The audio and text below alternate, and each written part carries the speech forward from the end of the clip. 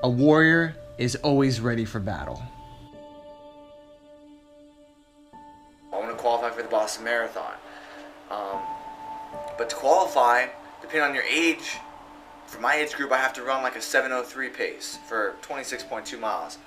You know, that's not an easy task.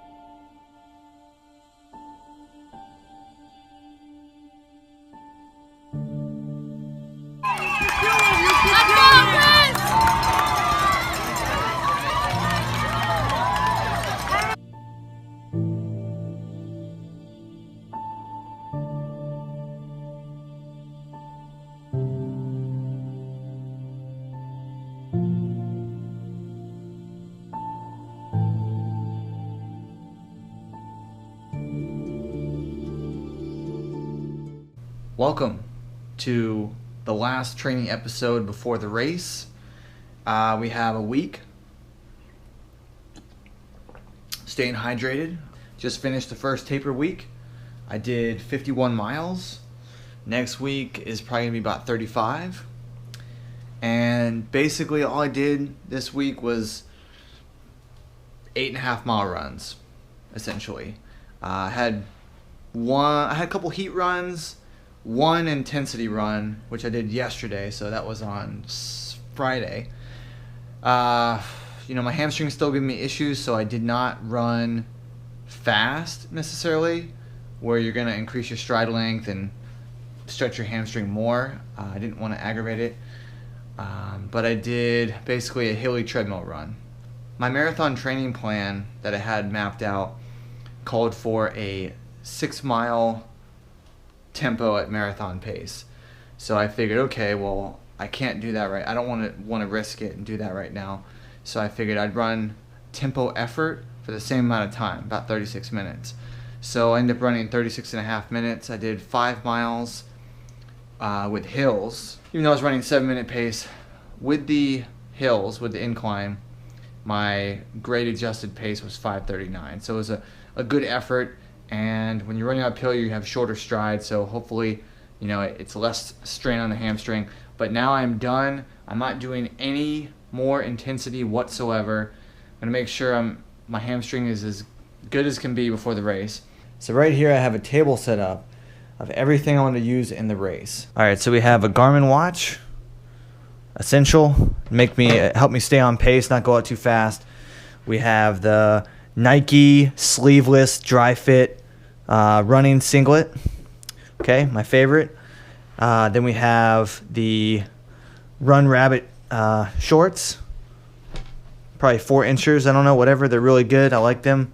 They were the ones I did my Boston Hype video in, and I feel like I'm going to go all black for this race. So I got that. Then I had the matching ZXU compression socks. They're inside out right now because I ran in them the other day, but I have those. Then I have my Asics Dynaflight 2s, mostly black. They're a little dirty. I'm going to clean them, make them nice and fresh looking. Even though it's a trail marathon, so they're going to look at that after the race, but whatever. I have my run bottle. That way I don't have to stop at aid stations. Save time, and I don't have to take chances of what the aid stations have. They're pretty bare. It's a small race, so I'll have water in here. I'll have salt tablet, the Endurolites, Hammer Endurolites. I'll have them in here, the pocket. I'll also have Hammer gels. These are the espresso flavor because they have 50 milligrams of caffeine, so I really need that for the pick-me-up. So I'll have one pre-race, 10 minutes before, one at mile 6, one at mile 13, and one right around mile 20. Boom. Those will go in here. Let's see. So inside the bottle with the water, I'll mix Carbo Pro. 2 scoops, which is 2 scoops is 200 calories, and it's got 50 grams of carbs. So a little energy, not too much, but there's no taste. So it's really it's nice. Just a little extra. Then I have my Asics hat, just a nice black hat, whatever, to match the outfit. And then this headlamp. Got it for $12 on Amazon. This is important because in this race, like I said, it's on a trail. It's actually on a rail trail, which is a trail that Used to be a railroad, and now it's just like a hiking path, biking path, running trail, that kind of thing. Almost forgot to mention these lifesavers. This is Imodium. It helps so you don't have to go during the race. So this course is kind of unique. Okay, it's in Snoqualmie Valley, and it runs to North Bend, Washington. So it's, you know, you're surrounded by the Cascade Mountains. I think you run along the Snoqualmie River, and there's 5 bridge crossings. Very scenic, excellent tree cover. So even though race temperatures usually are a little warmer than ideal in this race, not hot, but warmer than ideal, the tree cover will help provide shade from the sun. Now, after the first half mile of the race, which is like a horseshoe, you go out and then come back, I guess, to add on distance. Then you enter a train tunnel, a 2.4 mile train tunnel, where it's pitch black and you can see a tiny speck of light at the very end. So you need a headlamp, which is why I have one for that 2.5 mile section. I just went with the normal racing shoes, nothing super aggressive, which I don't do anyway. And this trail is compact gravel, so I don't think you really need like technical trail shoes. So just go with my normal shoes. I'll run the course just a tunnel part on Friday, the 2 days before the race, just to see if I need gaiters. Basically, those little stretchy things that go over your ankle and top of your shoe to prevent rocks from getting in your shoe. I'll just run it and make sure that the course is not too pebbly. I'm anticipating that my bottle will last me about 20 miles, at which point I'll ditch it because I'll be taking my last gel. I'll probably be taking my last Endurolites, and yeah, and I'll probably see my girlfriend at mile 20, give or take. So I'll just kind of take everything, give it to her, and if there's any aid station after that, I'll just take a little water, Coke, whatever, to get me by. But that's pretty much my last hurrah. Alright, so I'm looking at the weather report right now, weather forecast. For Sunday, August 19th, it says mostly sunny, high of 87, low of 62, a little higher than I'd like. No rain, not too much wind, 50% humidity. Hopefully it'll cool off, but usually it's in the high 50s in the morning around 6 o'clock. And the race starts at 7, so it'll probably be around 60. And then it doesn't get to 70 degrees usually until 2 to 3 hours later. So realistically, even though the high sounds high, 87, it should be in the 60s for the entire race, which I'd rather it be in the 50s, but it's still pretty good. Still pretty good. And with the cloud cover that I mentioned, it might feel a little cooler. Yeah, I'd say my biggest apprehension, though, aside from my hamstring, is my GPS signal. So you're out there in the woods, a lot of mountains, a lot of tall trees, which can already sort of throw off the GPS signal. And my running is so dependent on the pace that I'm looking at my watch, at that being accurate.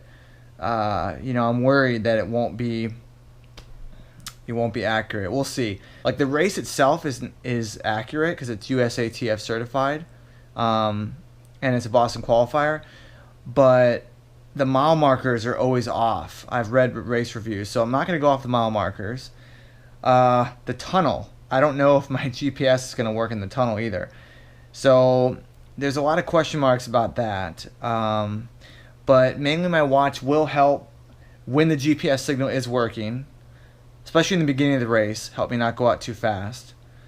And also heart rate. I know from prior runs that my goal is to average 170 heart rate for the race, give or take. Now, if I go any harder than that in the beginning, it's going to catch up with me.